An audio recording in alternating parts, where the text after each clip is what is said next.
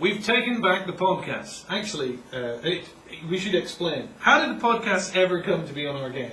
God, a year and a half, 2 years ago, we tricked marketing into buying that camera for us. And which camera are we using, just so they know? Boy, it's the crappy one. I was going to try and call out the wonderful manufacturer of the camera. No. Our friends at blank. But we have a new one there. Well, we do have We have much a really better. expensive. In fact, we have many. Ridiculous. We have many cameras. They're all really, really good. It's got the Zeiss lens that Kubrick used to use.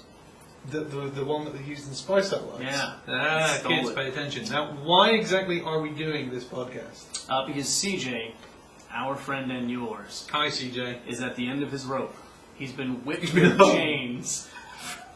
Whipped with chains for the last month, and realized that he had a finite amount of time, and they are headache-inducing. I'm going to try and tough it out and wear these for a little while longer. CJ had so much to do that he wasn't able to work up crazy maps and widgets and bouncy, flashy things. What's he doing? Who's he doing work for? Well, the Hickman. The Hickman. So CJ is putting together an enormous video, which we'll be taking to Europe. Yes. For the EA European Sales Conference In Munich. Where Warhammer Age of Reckoning will be showing, and we'll be playing this video, which will have tons of new footage and really cool stuff that you won't be getting. And who's actually been doing? That's not true. Well, ultimately, yeah. But who's been? You'll be getting all of it. Who's been recording all that? That has been CJ and Jordan. Everyone in our QA department. Oh, nice. Actually, how many people do we actually have doing it? Well, we literally had everyone. So we had about 40 people total that were giving up vast quantities of their time to let us basically use our crazy $1 billion recording setup that I think you filmed. Is that the great big thing? You filmed it, yeah. So next month on the video diaries, you'll be able to see some sequences that I filmed, including my particular favourite, which is Josh standing there, giving out orders left, right, going, "Everyone to my left! On the count of 3, I need you to run forward." It was really, really good. He was Kubrick on the set of Spartacus for hours. How many did you do that? Many. Do you know what my favorite thing about the glasses is? Oh, not what? We can't stare lovingly into each other's No, eyes well, there while is we're that. wearing them. I have many wallpapers set, all of it's freeze frame of us looking in there. So we've been doing that because Jeff's going to the Hickman. He's going to Munich, where he's basically explaining to the whole of European EA sales force, our game, that we're coming, the war is going to come, that it's going to be great. And so you've basically been filming all the best bits. Yes.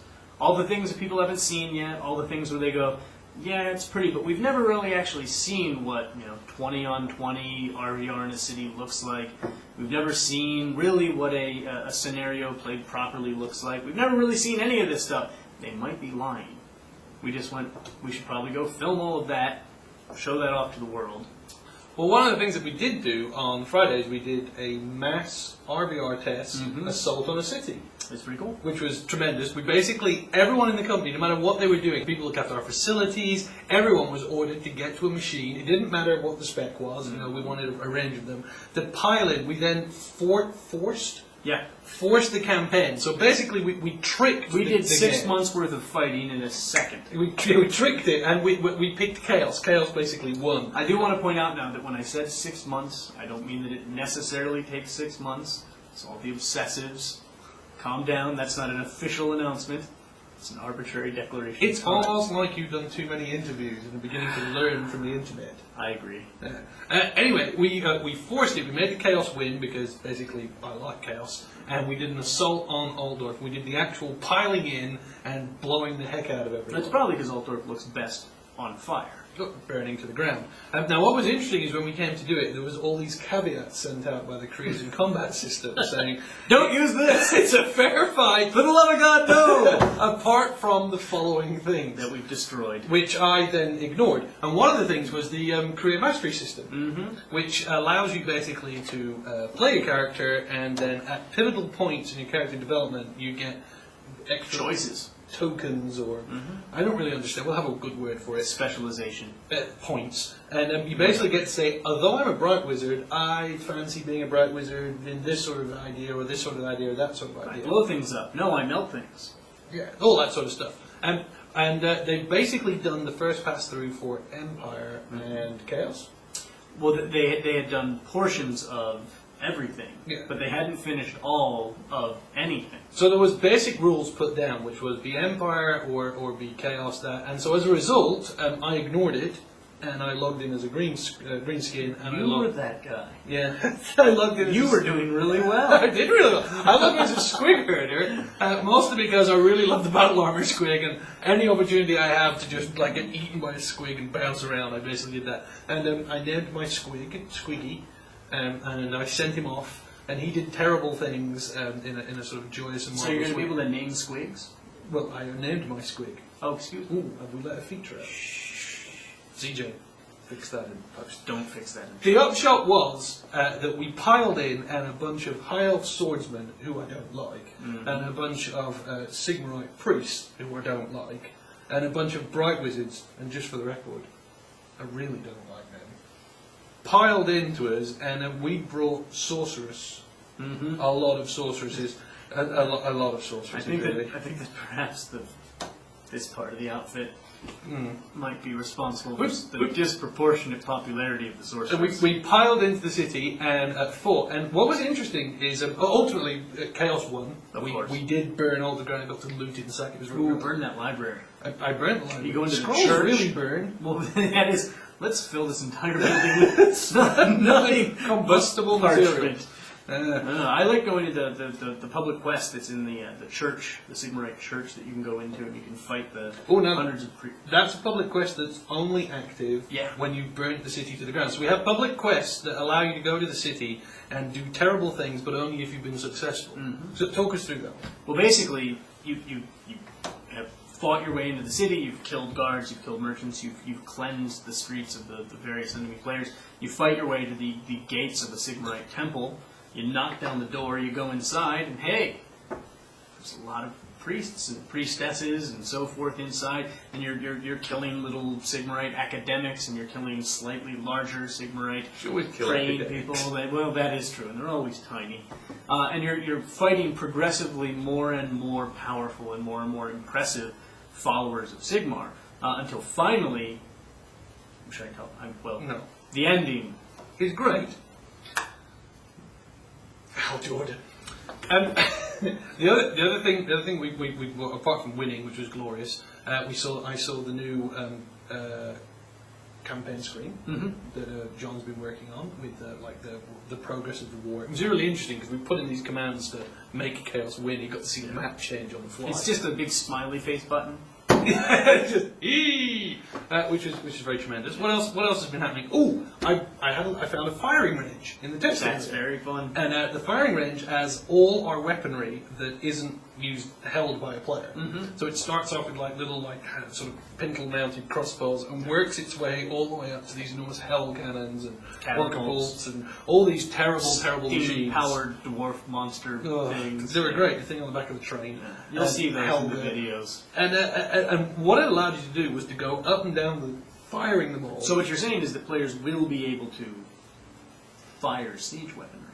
Well, I was firing it all day today. It was marvellous. So Paul, at least, will be able to fire siege weapons. Well, I know the special jump point where they are. Well, what was interesting is there were two things that I thought was interesting. The first was that Brad, Sound guy Brad, he'd gone to the area purposely to check all the soundings, and all he did was go and stand in different places, so that I had to keep shooting the gun so he could hear what it was like from different places, which I thought was weird. So that was interesting. The second thing that was interesting is that everything worked like a charm until you got to the Empire weaponry, and then for reasons unknown, one of them was flagged as a monster, and when you fired it, it then turned around and charged after you. Getting attacked by these enormous bolt thrower things. That is working as intended. We've been having a look at some of the stuff that's going to be in the collector's edition. Now, I haven't officially heard that there's a collector's edition. Yeah, you did. It was in the last newsletter. It said this newsletter would be announcing the collector's edition. However, that's not going to happen. I declared it with Perkins, I asked. Okay, alright. And so you're not going to hear anything about the collector's edition. Except, well, you're not going to hear about it, but provided we can sneak this video in, you may get to see bits of the collector's edition. Show them the first bit we stole. Don't let them know what it is. So, part of the collector's edition has this in it. Oh yes. Yeah. Just so you know, I had to tour that around the office and show it to lots of people who then tried to take it from me. One of the other things that happened is our artists, our concept artists, troubled dark souls that they are, they live in a cave. Actually, you visited part of the cave today. What did you notice? It's bitter cold. I just also noticed I was getting a headache, and I realized it's because of our dollar store sunglasses. This is made from the finest cheapium. Not the stuff you're going to find in the collector's edition, I can tell you. No, but they were a little concerned about another thing that's in the collector's edition, and they were a little concerned about colour balance. But we can't be showing them that. We can show them a little bit of it, but only a little bit.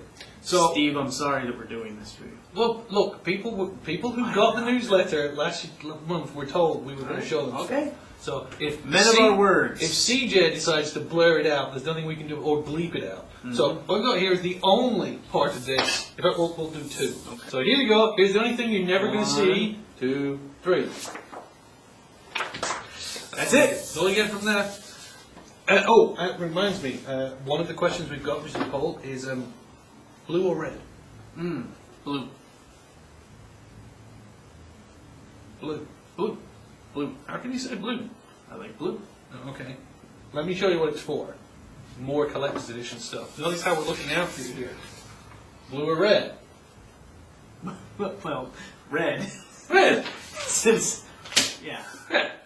It's almost... The answer is definitively going to be red. I like that you've covered that so thoroughly. What? You're really covering all of your bases when it comes to colors. Well, you know, it's blue or red. It seems brilliant. Another thing I was doing, we're looking at the what we call cannon cam, which is the ability to fire cannons and be really, really cool. And what I learned from Andrew Farrier, one of our coders, is that we're going to have aimable workables. He apparently... Aim them at the wall. You'll like this. He played a tank in Dark Age of Camelot, and he found that our sieges could be a little bit limited if you were a tank. What did you do? Go up and hit a wall. And so, being one of those coders who's obsessed with RVR and wanting to add to us, he said, wouldn't it be so much better if a tank character could instead put himself in an orcapult and could then choose part of the keep to like launch himself into to cause some damage? Yes, it would be much better. It would be much better. I have no idea if that's going to make the cut, because it's currently on the list of things what we want to do, but I thought it was very exciting. It is very exciting. I would hope that you could also miss. You can miss. If you play the scenario Gates of Ekron right now, you select the orcapult, it fires you off into the stratosphere, whatever it is. But every now and then... Gates of Ekron, perhaps. Probably is the case. Right? Every now and then, though, you miss and you hit the wall. It does that right now.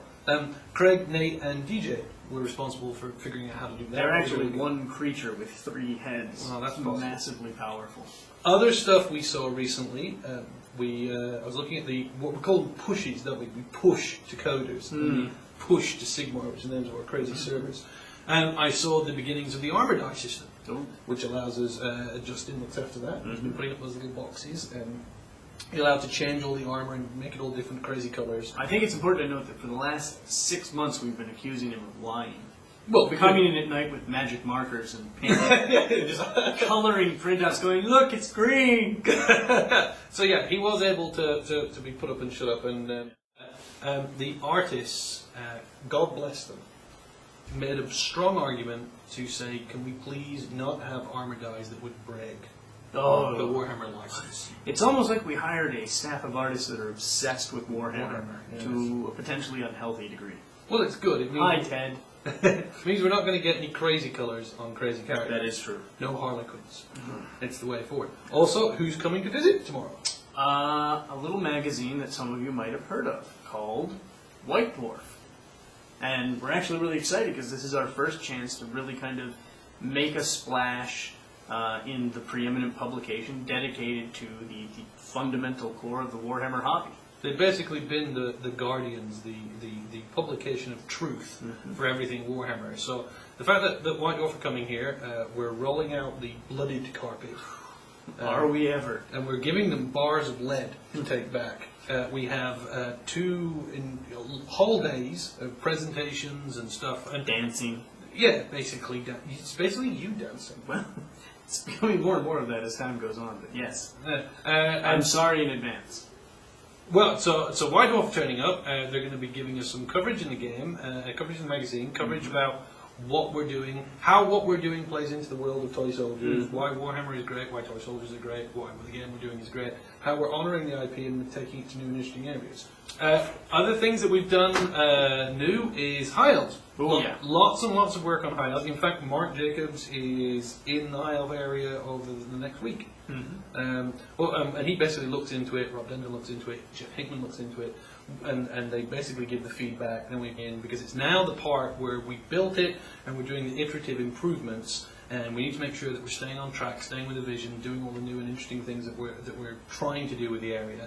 And we did such a good job with Dark Elves, it sets the bar quite high for I think High it was Elves. this dragon fight that probably set the bar the highest. Well, what was interesting about the Dark Elf area, for the people who didn't get into beta, is that 2 core parts of that area were switched off and weren't actually available. One was this sort of crazy visiting the chaos type thing, and the other was a fantastic homage to an old computer game, which just wasn't switched on.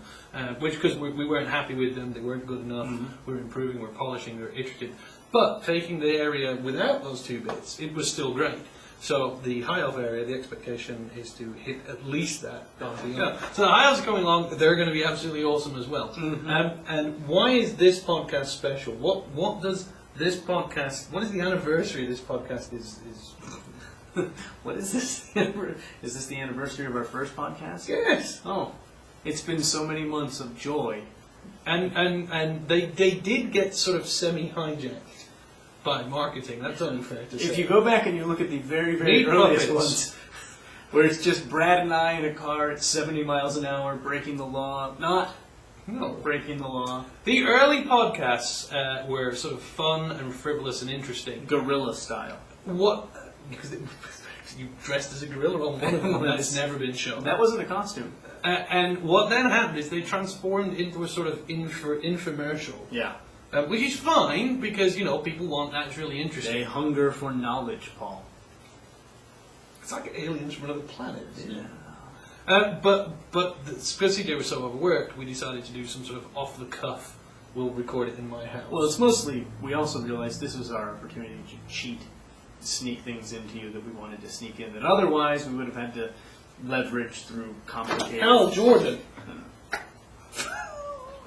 It's like breaking my finger every time I do it. Again. And it just keeps blinking. It does keep blinking. What else have we done that we can tell people about?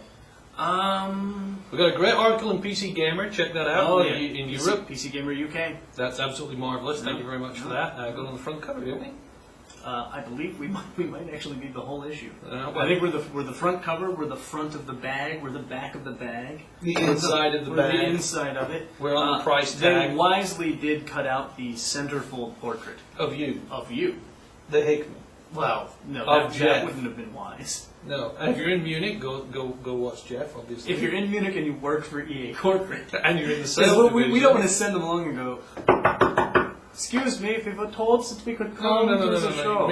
By the time this goes out, that will already happen. They'll have already missed it. Oh, Yeah. I'm sorry. Well, in that case, if you're in Munich and have a time machine and work for EA, please go see the presentation. Why wouldn't you? Okay, I think that's about our lot. Our plan has to be to get enough stock footage so that CJ has to do the minimal amount of editing so that he can actually see his wife, see his new child, His baby. not actually lose his mind. Yeah. And marketing will effectively go, okay, that was rubbish, but it'll do. You should show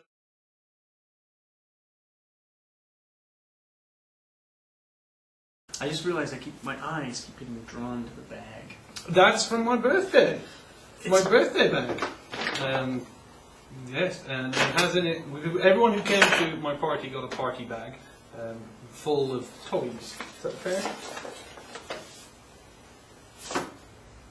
It's like being in 3D, yet not quite.